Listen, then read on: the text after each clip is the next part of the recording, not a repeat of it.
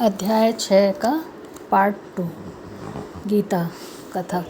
जिस अवस्था को पाकर फिर और कोई बड़ा भारी दुख उसे वहाँ से चलायमान नहीं कर सकता, इस अवस्था को दुख संयोग वियोग कारक योग नामक जानना हो, सो योग निर्विकल्प चित्त से निश्चय करके ही करना चाहिए। संकल्प से उत्पन्न होने वाली समस्त कामनाओं को त्याग कर और मन में संकल्प इंद्रियों को चारों ओर से रोककर धैर्य के साथ बुद्धि को अपने अधीन कर धीरे धीरे विषयों से दूर हटे और भली भांति मन को आत्मा में स्थिर करके किसी पदार्थ की चिंता न करे। वह चंचल और स्थिर मन जिधर जिधर जाए उधर उधर से उसको हटाकर आत्मा के वश में करना चाहिए।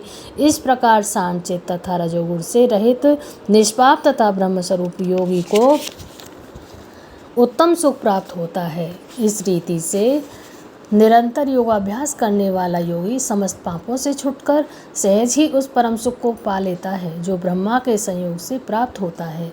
जिसका मन योग में स्थित हो गया, उसकी दृष्टि भी सर्वत्र समान हो जाती है। वह सब प्राणियों में अपने को और अपने में सब प्राणियों को देखता है। जो सब में मुझको और मुझ में सबको देखता है, उससे मैं अलग नहीं हूँ और मुझसे वह अलग नहीं है। जो अभेद भाव से रहता है, वह सब प्राणियों में स्थिर हो मेरा मनन करता है। वह योगी चाहे जिस अवस्था में रहे मुझसे मिलता है। हे अर्जुन, जो सब प्राणियों के दुख सुख को अपने दुख के समान समझता है और सबको समभाव से देखता है, वही श्रेष्ठ योगी है। अर्जुन ने कहा कि हे मधुसूदन, आपने जो यह योग सिखाया कि सबको अपने समान देखें, सो मन के चंचल होने के कारण उसकी दृढ़ स्थिति अपने में ही नहीं देखता हूँ। हे कृष्ण, मन बड़ा ही हठी पराक्रमी और दृढ़ है। उसको अधीन रखना तो मुझे वायु और बाण देने के समान प्रतीत होता है।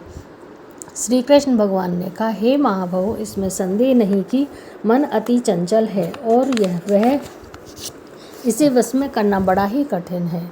फिर भी हे अर्जुन, अभ्यास और वैराग्य से अधीन कर लिया जा सकता है। जिसका मन में वश नहीं, उसको योग अत्यंत दुर्बल है, ऐसा मत है। परंतु मन को वश में करने वाले प्रयत्न करते रहने से उपाय द्वारा इस योग को प्राप्त कर सकते हैं। अर्जुन ने कहा, हे श्री कृष्ण, जिसमें श्रद्धा तो है पर जो योग प्राप्त करने में सफल नहीं हुआ है और जिसका चित्त योग से विचलित हो गया है, वह योग सिद्धि नहीं पाने से किस गति को जा पहुँचता है। हे महाबाहो, जिसका पहला आश्रय भी गया और ब्रह्म प्राप्ति भी नहीं हुई, वह दोनों ओर से भ्रष्ट होकर विच्छिन्न मेघ के समान नष्ट हो नहीं तो जाता है। हे कृष्ण, मेरा यह संदेश आपको ही दूर करना पड़ेगा। इसको दूर करने वाला आपके अतिरिक्त अन्य कोई नहीं है। श्री भगवान बोले, हे पार्थ, इसका यहाँ नाश नहीं होगा और परलोक में भी नहीं होगा, क्योंकि इस उत्तम कार्य करने वाला मनुष्य बहुत दिनों तक पुण्यवानों को प्राप्त होने वाले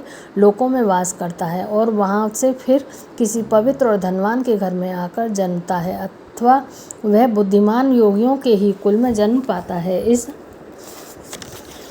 प्रकार का जन्म पाना भी इस लोक में बड़ा दुर्लभ है। बड़े श्रम और यत्न से जो योगाभ्यास करता है, वह पापों से शुद्ध होकर अनेक जन्मों में परिश्रम करके सफल होता है और परम गति को पाता है। बड़े बड़े तपस्वियों से योगी श्रेष्ठ हैं, ज्ञानियों से भी योगी श्रेष्ठ हैं। इसलिए हे अर्जुन, तुम योगी बनो। केवल मुझ में ही मन लगाकर मेरी प्राप्ति के लिए जो मेरा भजन करता है, उसको समस्त योगों के मध्य मैंने अत्यंत श्रेष्ठ माना है। छठा अध्याय संपूर्ण। तो फंद छुड़ायो ये अचिरज मोहि आयो, गज और ग्राह लड़त चल वीर लड़त गज हार्यो।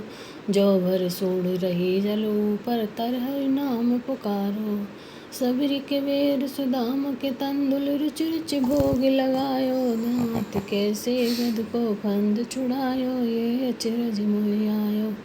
दुर्योधन की मेवा त्यागी, साग विदुर वर खायो। पेट पाताल काली नाग नाथ्यो, पण पर नृत्य करायो। गिरि गोवर्धन कर पर धार्यो, नंद कलाल कहायो। नाथ कैसे गज को फंद छुड़ायो, ये अचिरज मोहि आयो। असुर बकासुर मार्यो, दावानल पान करायो। खम्भ फाड़ हिरणाकुश मार्यो, नरसिंह नाम धरायो। अजामिल गज गढ़िका तारी, द्रौपदी का चीर बढ़ायो, स्तनपान कर पूतना मारी, कुब्ज का रूप बनायो, कौरव पांडव का युद्ध रचायो, कौरव मार हटायो, दुर्योधन की मेवा त्यागी, साग विदुर घर खायो, सब सखिया मिल बंधन बांध्यो, रेशम गांठ बंधायो, छूटे नहीं राजा जी का कंगन, कैसे गोवर्धन उठायो, नाथ कैसे गज को फंद छुड़ायो, ये चिर मोहि आयो, योगी जाको ध्यान धरत है, ध्यान धरत नहीं आरो, सूर श्याम पव तुमरे मिलन की, यशोदा की देन चुरायो, नाथ कैसे गज को फंद छुड़ायो, ये अचरज मोहि आयो।